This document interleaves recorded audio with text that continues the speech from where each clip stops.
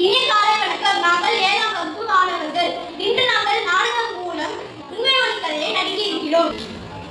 குழந்தைகளே, உண்மையான ஒளி எது என்பதை பற்றி இன்று அறிந்து கொள்வோமா? பிறப்பின் அடிப்படையில் எல்லா உயிர்களும் ஒன்று. பசி, தூக்கம், தாகம் எல்லா உயிர்களுக்கும் உண்டு.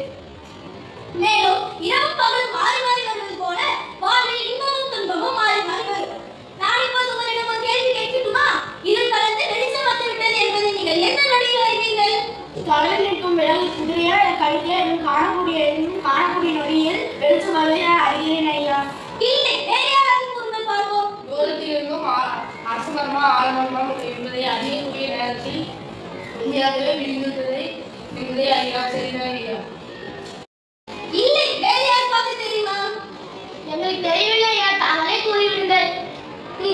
ஒரு மனிதரை காணும்போது இவரின் உடன்பிறந்தவர் என்று நீங்கள் எந்த நொடியில் அறிவீர்களோ அப்போதுதான் உண்மையான ஒளி உங்களுக்குள் ஏற்படுகிறது என்பதே இதன் பொருள். இரவும் பகலும் மாறி மாறி வருவது கால வேறுபாடுகள் தான். உண்மையான ஒளியை உள்ளத்திலிருந்து வர வேண்டியது என்று நாங்கள் புரிந்து கொள்ளலாம் ஐயா. நன்றி. குரு அருகில் உள்ள சிற்றூருக்கு புறப்படுகிறார். இருட்டுவதற்குள் ஊரை அடைய வேண்டும். யாருக்கு சாலையை படுத்து கிடப்பது? தம்பி, எழுந்திருக்கியா? பசியை வழங்கிவிட்டேன் ஐயா, நான் பக்கத்தூருக்கு செல்ல வேண்டும். சரி, இந்த நீரை கொஞ்சம் குடி.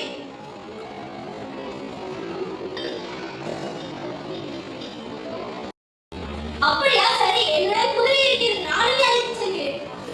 குரு அவனை தன் குதிரையின் மீது உட்கார வைக்கிறார். காத்து இருப்பா. குதிரையில் ஏறி அவன் குதிரையை அடித்து விரட்டி தோடுகிறான்.